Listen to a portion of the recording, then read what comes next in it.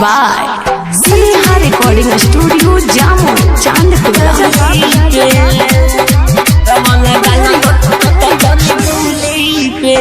लाल पियर संग गावे हरी हरका मानी लो बाते अपन रंगे ददिया रखा। लाल पियर संग गावे हरी हरका मानी लो बाते अपन रंगे ददिया रखा।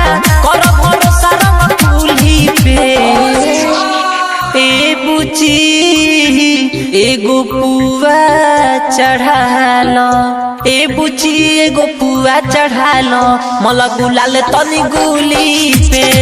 ए बुची एगो पुआ चढ़ालो रंग लगालो तनी गुली पे। लाल पियर संगे बावे हरी हरका मानी लो बाते अपन रंगे ददिया रखा। लाल पियर संगे बावे हरी हरका मानी लो बाते अपन रंगे ददिया रखा। कर भरोसा रंग कुली पे ए बुची एगो पुआ चढ़ालो ए बुची एगो पुआ चढ़ालो मला गुलाल तनी गुली पे।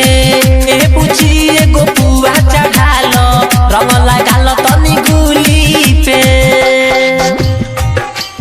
गुली पे गुली पे mix by Sneha recording studio Jamo Chandpura.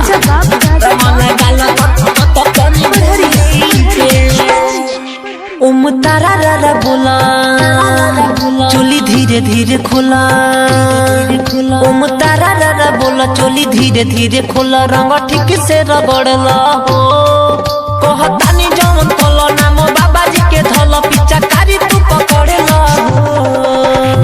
मानी लो बात गोरी लागी न पाला रह तू चुप जनी कर हो हाला। मानी लो बात गोरी लागी न पाला रह तू चुप जनी कर हो हाला।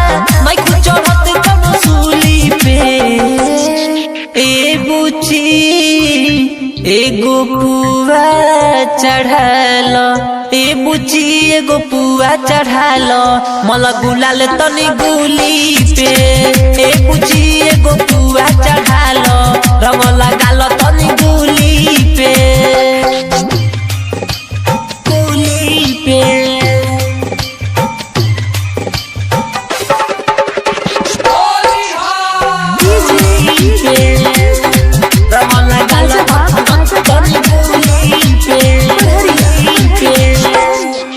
तनी घूमटा उठावा दोनों गाले रंगा बाबा।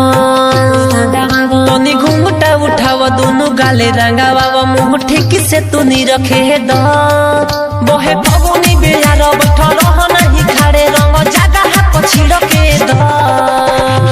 सुजित सुदर संपला मुआरी देश हो कहेला जो बना मारता बड़ी बेस हो। सुजित सुदर संपला मुआरी देश हो कहेला जो बना मारता बड़ी बेस हो। दम ध्यान तू मूली पे ए बुची एगो पुआ चढ़ालो ए बुची एगो पुआ चढ़ालो मला गुलाल तनी गुली पे। ए बुची एगो पुआ चढ़ालो रंग लगालो तनी गुली पे।